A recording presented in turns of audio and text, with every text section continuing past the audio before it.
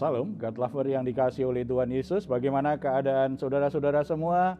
Saya berdoa semuanya dalam keadaan sehat dan diberkati Tuhan. Setelah sepanjang hari ini kita melakukan semua aktivitas kita butuh istirahat. Tapi sebelum kita beristirahat, mari kita hampiri tata kasih karunia Tuhan, membawa semua beban hidup kita, supaya kita mengalami kelegaan, damai sejahtera, menikmati istirahat kita semua. Tuhan Yesus sudah berkata kepada kita, marilah kepadaku semua yang letih lesu dan berbeban berat, aku akan memberikan kelegaan kepadamu. Percaya, ketika kita datang kepada Dia, Tuhan yang akan memberi kita kelegaan, damai sejahtera. Mari kita bersatu dalam doa. Bapa di surga, kami bersyukur karena ketika kami menghampiri tata kasih karunia-Mu, Tuhan tidak pernah menolak kami, Tuhan tidak pernah mengabaikan kami. Bahkan ketika kami juga membawa beban berat kami, Tuhan bahkan berkata, aku akan memberikan kelegaan kepadamu. Kami sangat percaya Tuhan, ketika kami menikmati hadirat Tuhan, ketika kami menaikkan pujian penyembahan kami saat ini, maka kelegaan, damai sejahtera, sukacita yang dari Tuhan boleh memenuhi hati kami, sehingga kami semua boleh beristirahat malam hari ini. Tuhan menolong setiap permasalahan kami. Harapan dan pertolongan itu menjadi sebuah kepastian yang akan kami nikmati. Terpuji nama-Mu Bapa, dalam nama Tuhan Yesus kami berdoa. Amin. Terima kasih Tuhan. Malam hari ini kami datang ke hadirat-Mu. Kami mengucap syukur atas segala penyertaan-Mu. Apapun Tuhan masalah yang kami hadapi, kami percaya Tuhan memegang hidup kami. Yesus pegang erat tanganku, ku tak dapat hidup di luar kasih-Mu. Bapa, jangan tinggalkan aku, Engkau alasan selama ku hidup.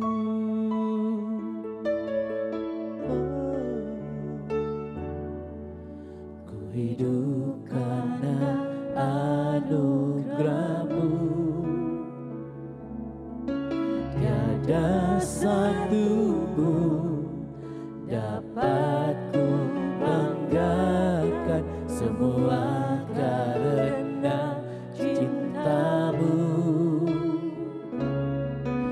Ini hidupku, pimpin jalanku, kasih-Mu mengubah hidupku. Kau memilihku,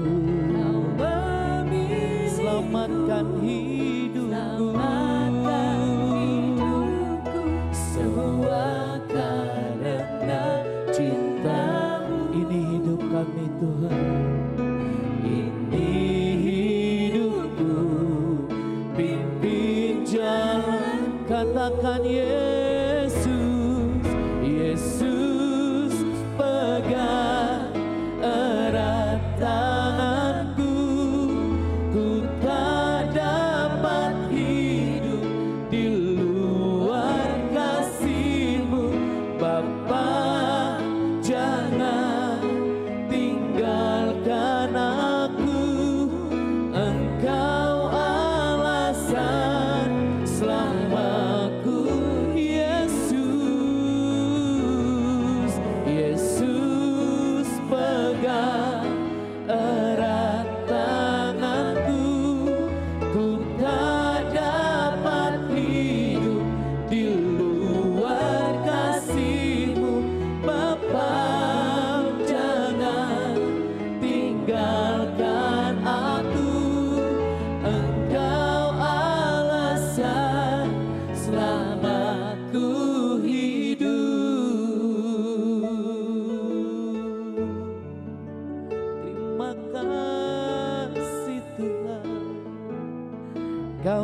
alasan kami hidup, Kau alasan kami hidup berkemenangan dalam-Mu. Kau layak diagungkan, Kau layak ditinggikan. Glory bagi-Mu, sebab Kau Allah yang mulia. Hadirat-Mu yang kami rindukan Tuhan. Glory bagi-Mu Yesus, Juru Selamatku, Allah yang hidup. Terima kasih Yesus, Kau Allah yang layak ditinggikan.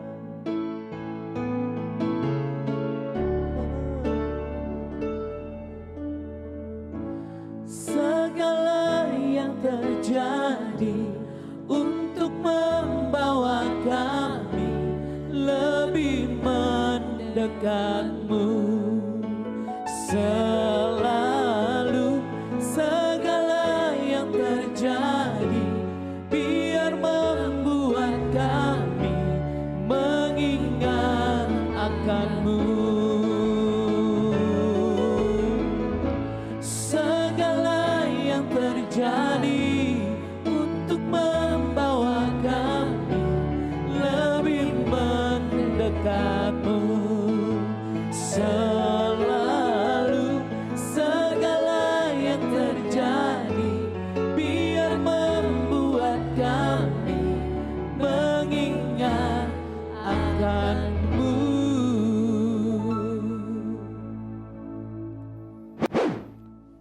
Puji Tuhan, karena Bapa kita di surga itu sungguh-sungguh peduli atas hidup kita, apapun yang kita alami. Saudara-saudara, ada seorang perempuan yang bertanya bahwa dia saat ini sedang menjalin sebuah hubungan dengan seorang pria yang sudah menikah. Perempuan ini masih lajang. Dia menuliskan bahwa sebenarnya ada perasaan bersalah, tetapi dia menjalin hubungan itu karena dia merasa kesepian. Dia butuh seseorang yang bisa memahami dia. Butuh sentuhan kasih sayang dari seorang laki-laki yang tidak dia dapatkan. Bahkan dari kecil dia juga sudah ditinggalkan oleh ayahnya. Sehingga ketika ada seorang laki-laki walaupun sudah punya istri mendekati dia, maka hubungan itu pun akhirnya berlangsung. Walaupun ada perasaan bersalah, ada penyesalan, tetapi dia mengalami kesulitan karena di sisi yang lain dia merasa dia disayang. Dia mendapatkan kehangatan kasih sayang dan dia merasa tidak kesepian lagi dalam proses itu. Walaupun dia sadar tidak punya masa depan terhadap hubungan tersebut. Saudara-saudara, kasus-kasus seperti ini memang kita banyak temukan. Bagaimana anak-anak muda yang masih lajang, yang belum menikah, menjadi pribadi-pribadi yang haus akan kasih sayang, merasa sendiri, merasa kesepian. Dan salah satu yang banyak menjatuhkan kaum lajang adalah akhirnya membangun hubungan yang tidak benar terhadap orang lain, termasuk yang sudah menikah. Banyak yang akhirnya jatuh dalam dosa seksual karena ingin mengejar cinta kasih, ingin menghilangkan perasaan kesepian yang dialami. Tetapi apapun alasannya, jelas itu sesuatu yang salah dan tidak membuat hidupnya bahagia. Yang ada justru dikejar perasaan bersalah, was-was, dan mungkin akan sangat terluka setelah itu karena tidak ada kepastian dalam hubungan. Kalau toh mungkin bisa berlangsung agak lama, pasti cepat atau lambat itu pasti akan putus. Pria itu akan meninggalkan karena dia harus memilih antara istrinya dan anak-anaknya atau dengan wanita lajang ini. Dan saya ketemu banyak wanita lajang akhirnya justru semakin terluka hatinya. Kalau dia salah lagi mengejar cinta kasih dari sembarang pria, dia akan terluka lagi. Itu tidak menjawab sebuah kebutuhan. Kalau kita baca Kejadian pasal 39 ayat 1 sampai 23, di sana kita bisa membaca bagaimana Yusuf sebagai seorang lajang, anak muda yang belum menikah, lalu dia bekerja di rumah tuannya, yaitu Tuan Potifar, menghadapi pergumulan yang sama karena Yusuf dijual oleh saudara-saudaranya jauh dari ayahnya yang sangat mengasihi dia, jauh dari ibunya yang menyayangi dia. Dari sangat muda sekali ada ketakutan dan bayang-bayang perasaan sepi, perasaan haus kasih, keinginan untuk mendapatkan kenyamanan dalam sebuah relasi, rasa aman dalam sebuah relasi mungkin saja dirasakan oleh Yusuf. Tetapi Yusuf menunjukkan dia adalah seorang lajang yang punya integritas luar biasa. Dia bisa melewati itu semuanya. Dan dari Kejadian pasal 39 ayat 1 sampai 23 itu memperlihatkan cara jelas bagaimana Yusuf ini integritas yang seorang yang integritasnya luar biasa sebagai seorang lajang. Dia digoda oleh istri tuannya sendiri. Kesempatannya ada. Peluangnya ada. Tidak ada satu orang pun yang tahu. Kalau tahu pasti takut. Bisa menyembunyikan dari tuannya. Dia bisa saja lakukan perselingkuhan dengan istri tuannya sendiri. Tetapi godaan itu dilakukan berulang-ulang, tidak pernah menggoyahkan hati Yusuf. Karena memang integritasnya luar biasa sekali. Kita bisa belajar dari Yusuf ini. Ya, lalu bagaimana Pak supaya kaum lajang itu bisa punya karakter yang penuh dengan integritas itu Pak? Belajar dari Yusuf. Belajar dari Yusuf ya. Setidaknya ada 3 hal penting yang kita bisa pelajari dari Yusuf. Pertama, Yusuf itu selalu menjaga kesetiaan dan kepercayaan yang diberikan kepadanya. Ini kan orang punya integritas selalu begitu. Setia, ciri yang paling kuat dari orang punya integritas berarti setia, bisa dipercaya. Ayat yang kalau kita baca satu ayat aja ya. Ketika istri Potifar menggoda Yusuf, jawaban Yusuf itu yang luar biasa sekali. Ayat 9 ya. Bahkan di rumah ini ia tidak lebih besar kuasanya daripadaku dan tidak diserahkannya kepadaku selain daripada engkau. Sebab engkau istrinya. Bagaimanakah mungkin aku melakukan kejahatan yang besar ini dan berbuat dosa terhadap Allah? Coba, orang yang punya integritas selalu tahu batas yang jelas. Tuan Potifar mempercayakan dia kekuasaan untuk mengatur seluruh rumah tangganya. Iya, semua diserahkan pada dia untuk mengatur. Tetapi dia tahu bukan istrinya juga diserahkan kepada dia. Makanya dia tahu batas. Yang dipercayakan kepada saya oleh Tuan Potifar itu pekerjaan rumah tangga, mengatur rumah. Istrinya tidak diserahkan kepada dia. Banyak kan orang-orang yang ambil kesempatan seperti itu. Kalau kita lihat perselingkuhan itu seperti itu dengan karyawan, dengan bosnya, misalnya sopir dengan nyonyanya, gitu. Itu terjadi karena tidak ada garis batas. Dia tidak tahu batas. Memang diberi kepercayaan besar, tetapi istrinya tidak dipercayakan kepada dia. Dia jelas bicara itu kan, semua diserahkan kepadaku. Aku punya kekuasaan untuk mengatur. Bahkan Tuan Potifar aja menurut ini, kalau aku punya beberapa aturan untuk rumah ini, kalau tuanku tahu itu baik. Tetapi engkau istrinya tidak diserahkan kepadaku. Bagaimana mungkin aku melakukan kejahatan ini? Orang-orang yang punya integritas selalu setia dengan pemimpinnya. Bisa dipercaya oleh pemimpinnya, oleh orang yang punya otoritas terhadapnya. Dan kalau diberi pekerjaan dilakukan dengan sebaik-baiknya. Tidak berbuat curang, tidak berbuat yang jahat.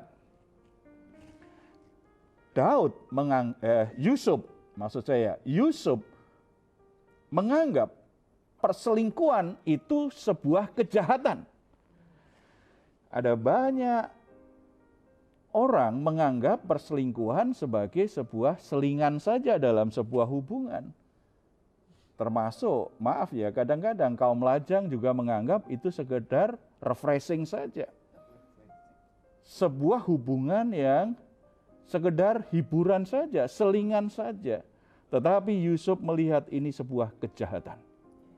Karena itu sesuatu yang jahat. Maksudnya jahat dengan orang yang sudah memberi aku kepercayaan. Ini perbuatan jahat terhadap seseorang yang begitu percaya kepadaku, memberi aku kekuasaan, memberi aku tugas yang begitu besar, tanggung jawab yang besar. Kejahatan, sebuah pengkhianatan kan itu. Jadi Yusuf berpegang teguh pada hal ini. Makanya sebagai lajang dia punya integritas. Dia tidak akan mau mengkhianati tuannya.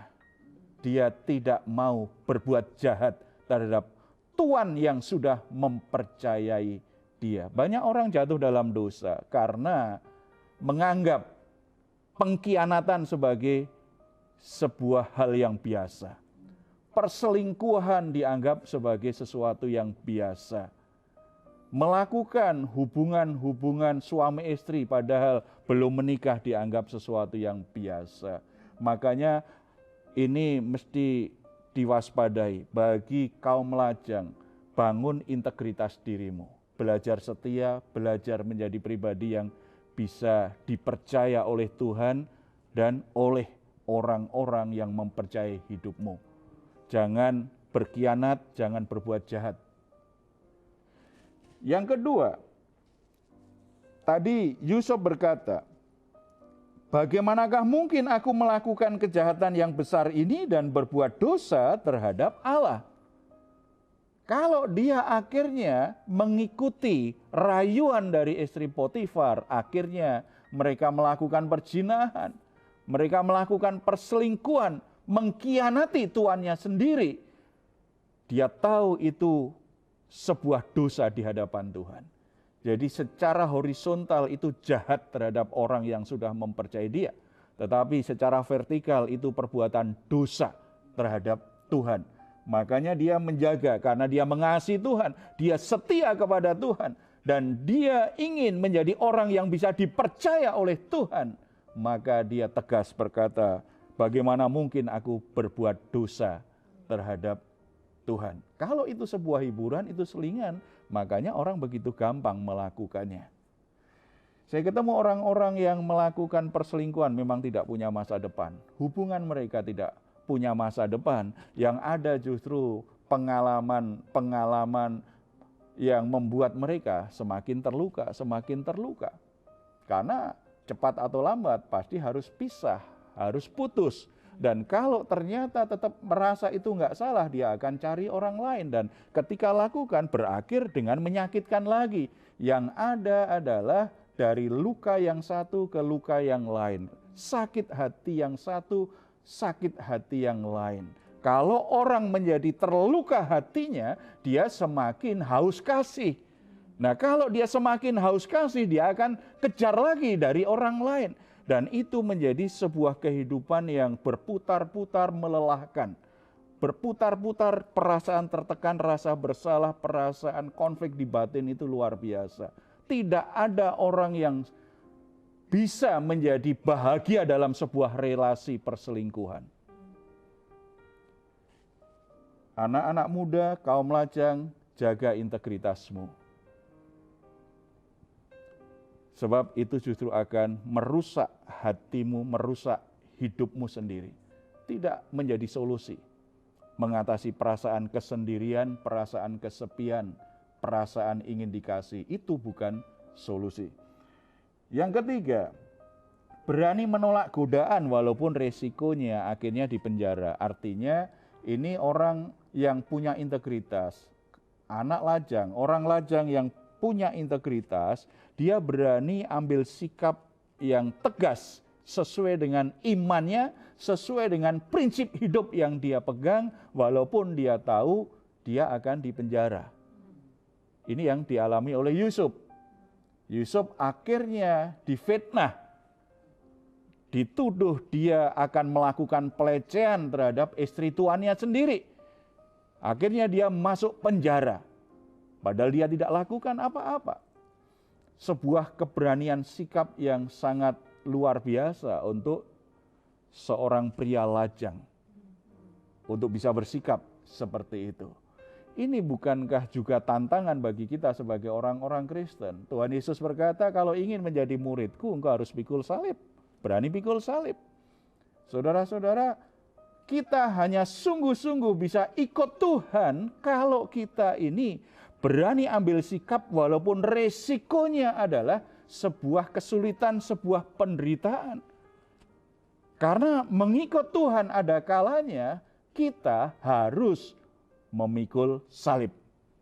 Tetapi puji Tuhan, kalau kita memikul salib, ada kemuliaan yang menyertai kita.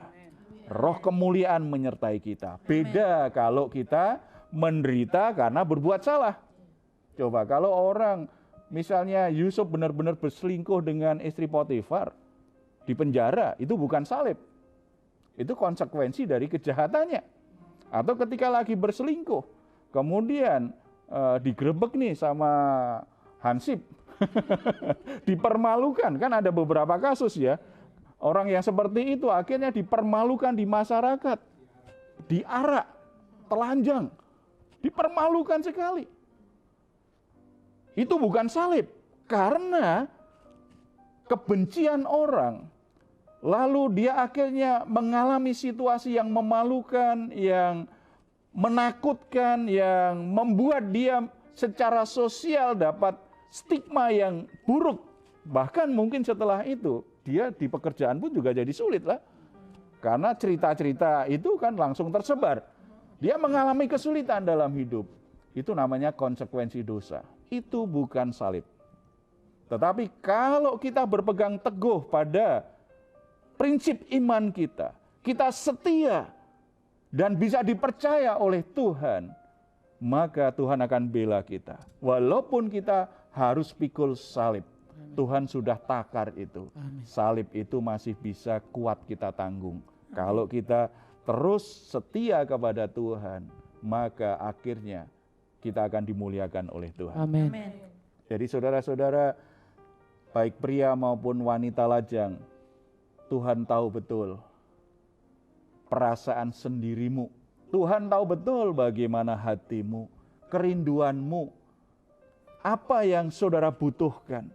Mungkin di antara saudara memang menjadi orang yang jadi kesepian karena hal itu, atau bahkan dapat stigma sosial yang negatif. Tetapi percaya, Tuhan sangat peduli. Tuhan tahu pergumulan saudara. Tetap jaga integritasmu, setia dan bisa dipercaya Tuhan, dipercaya dan setia dengan tugas tanggung jawab yang dipercayakan oleh pemegang otoritas di atasmu, dan apapun keadaannya jangan takut. Hadapi tantangan itu, jangan menyerah. Pembelaan Tuhan akan memberimu sesuatu yang lebih mulia, lebih baik. Amin. Tiba saatnya Tuhan akan jawab semua pergumulan, semua kerinduan hatimu. Kita berdoa. Bapa di surga, kami bersyukur karena anugerah-Mu luar biasa kepada kami semua. Tuhan tidak pernah meninggalkan kami. Tuhan mengerti saat-saat kami merasa sendirian, saat kami merasa tidak punya siapa-siapa. Bapa di surga, hamba-Mu berdoa untuk pria maupun wanita lajang yang bersama-sama dengan saat ini. Mungkin mereka menjadi kesepian, merasa kesepian dengan kesendiriannya, atau merasa tidak nyaman karena secara sosial seringkali jadi omongan, atau mereka merindukan kehangatan kasih. Bapa di surga, kami mohon kiranya Roh-Mu yang menguatkan hatinya, supaya mereka tidak jatuh dalam dosa, supaya mereka tidak mudah tergoda dengan bujuk rayu yang akan menyeret mereka pada hubungan-hubungan yang salah dengan pria-pria yang lain, apalagi yang sudah menikah. Tuhan beri mereka sebuah kerinduan besar untuk menjaga, sebuah tekad besar untuk menjaga integritas mereka di hadapan Tuhan. Mereka menjadi orang-orang yang sungguh-sungguh setia, bisa dipercaya oleh Tuhan. Tidak ada sesuatu pun yang bisa menggoyahkan iman dan kesetiaan mereka seperti Yusuf, Tuhan. Bapa di surga menolong setiap kaum lajang yang saat ini sedang membangun hubungan-hubungan yang salah dengan pria atau dengan wanita yang sudah menikah, supaya mereka berani membuat keputusan yang tegas, mengakhiri hubungannya, dan mulai menata hidupnya di jalan Tuhan. Perasaan sepi, perasaan kesendirian, biarlah itu boleh mereka temukan di dalam Tuhan Yesus Kristus. Biarlah mereka semua boleh mengalami kehadiran Tuhan setiap hari dalam kesendirian mereka. Karena kami sangat percaya ketika mereka merasakan kehadiran-Mu, mereka tidak akan pernah merasa sendirian lagi. Ketika hatinya dipuaskan dengan kehadiran dan kasih Tuhan yang sempurna, mereka tidak akan mengejar kasih sayang dari orang-orang yang ada di sekitarnya. Bapa di surga, buka jalan kaum lajang untuk bisa menemukan pasangan hidupnya seperti yang Tuhan mau. Buka hati mereka, buka pikiran mereka, dan biarlah ketika mereka membangun hubungan mereka, akhirnya mereka boleh bertemu dengan seseorang yang sudah Tuhan pasangkan kepada mereka. Bapa di surga, kami juga berdoa untuk pasangan-pasangan suami istri agar tetap bisa menjaga kesetiaan satu sama lain. Sebagai istri, sebagai suami, mereka tidak akan mengkhianati pasangannya. Keluarga-keluarga yang sudah terjadi perselingkuhan, baik oleh istri maupun oleh suaminya, Bapa di surga memberikan mereka kekuatan hati untuk berani mengakhiri hubungan-hubungan perselingkuhan mereka. Mereka akhirnya tetap kembali pada pasangan yang Tuhan sudah satukan kepada mereka. Kerusakan-kerusakan hubungan dengan pasangan Tuhan juga tolong supaya oleh karena anugerah Tuhan terjadi pemulihan demi pemulihan dalam relasi-relasi yang rusak di antara pasangan suami istri, Tuhan. Supaya tidak sampai menjadi hancur dan akhirnya mereka berpisah. Tuhan pulihkan keluarga-keluarga, Tuhan pulihkan setiap hati suami maupun istri. Terima kasih Bapak. Bapak di surga, kami juga berdoa untuk hamba-hamba Tuhan, untuk lembaga-lembaga pelayanan, bahkan untuk gereja, supaya bisa menolong kaum lajang maupun pasangan suami istri boleh membangun pernikahan dengan cara yang benar sesuai dengan rancangan Tuhan, dan menolong pasangan-pasangan yang sedang bermasalah, sedang dalam pergumulan, supaya mereka semua boleh mengalami pemulihan. Terima kasih Bapak. Sebelum kami akhiri doa ini, kembali kami serahkan bangsa dan negara kami. Tuhan berkati bangsa dan negara kami, selalu ada damai sejahtera Tuhan. Berbagai permasalahan yang terjadi di tengah-tengah bangsa ini, Tuhan kiranya memberi pertolongan. Tuhan berkati para pemimpin bangsa kami, agar mereka bisa membawa solusi yang terbaik bagi bangsa dan negara ini, karena Tuhan yang memberkati mereka. Terpuji namamu, dalam nama Tuhan Yesus kami berdoa. Amin. Saudara-saudara yang dikasihi oleh Tuhan Yesus Kristus, kesendirian, kesepian, maupun semua permasalahan yang ada dalam hidupmu, saudara bisa dapat solusi terbaik kalau saudara datang kepada Tuhan. Karena Dia memberi engkau damai sejahtera, memberi engkau kasih yang sempurna dan tidak menolak untuk menolong semua pergumulan dan masalahmu. Saudara-saudara yang membutuhkan dukungan doa, silahkan untuk menuliskannya di nomor telepon yang tertera di layar saudara.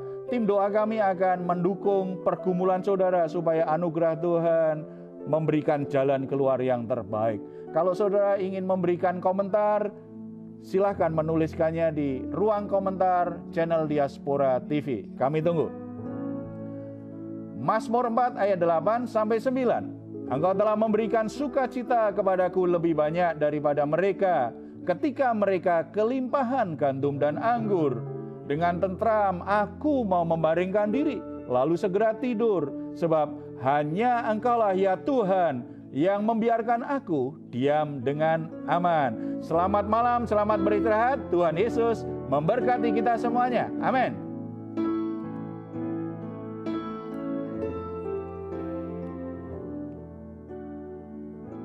Segala yang terjadi untuk